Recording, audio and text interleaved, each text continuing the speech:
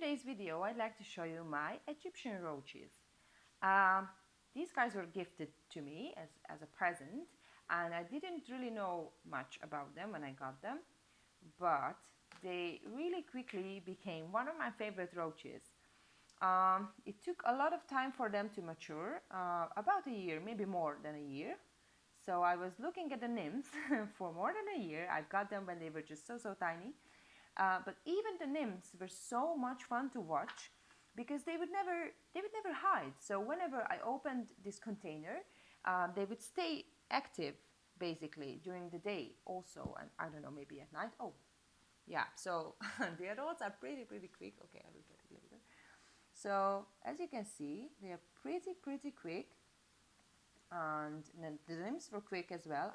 Unfortunately, I don't have any nymphs now to show you, but they are also pretty active and quick roaches. Now, as you can see, they are in this takeaway container, and of course it's too small for them now, and the only reason why I'm not relocating them to a bigger enclosure is sorry, I just keep running away. That I will show you just in a minute. Okay, so I had only two females. I don't know where's the other one, but two females. Oh yeah, here we go. So I'm just waiting for the nymphs to hatch, and I'm just afraid to change anything because they are doing so well now. But I'm not really familiar with the species. Okay, of course, I'm keeping them for almost 2 years now, but still, this is the first time that they are breeding, and I'm just afraid of changing anything because I really want the nymphs to hatch, and I just don't want to change anything because it seems to be working well now. But I keep them at room temperature. They were always in the same small container. I had 10 nymphs to begin with, and unfortunately I only had two females. All the others are males, and again, of course, because I'm unlucky in these sort of things, the females matured latest. So for a long time I had a bunch of males, and I was just so hoping to see a female. So this cutie pie here is the female. I think they are adorable. They look great. I love them. But look at the males, guys. This is just look at those wings.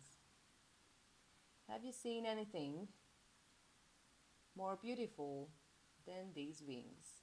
These guys are just so beautiful, and really fun to watch because as you can see, they're just running around and doing their things. They are really easy to keep. I was pretty concerned about the soil because uh, they are they live in Egypt. That's why they're Egyptian roaches and many other parts of the world. But so some people might think, oh, okay, they need sand. And but what I've read was not to give them sand because that might be too harsh on their bodies.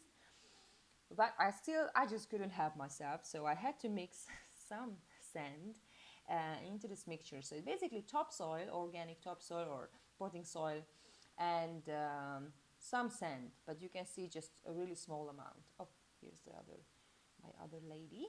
Here she's much smaller than the other one, but yeah, and that's another interesting thing, that when I got the nymphs, they were exactly the same size, but as they started growing up, there was a considerable size difference among them. So I always give them enough food, I believe, and usually more pieces of food, more than just one. So I always chop my fruits and veggies into small bits so I can give them more, and they won't fight for the food.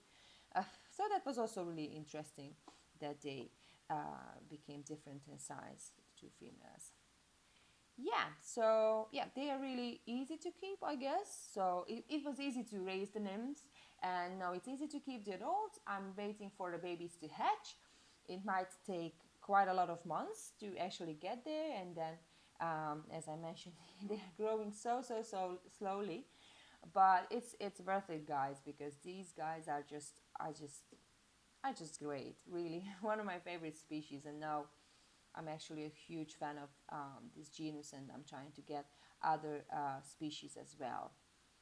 Okay, so I hope you enjoyed this little introduction to this interesting species, and see you in the next video.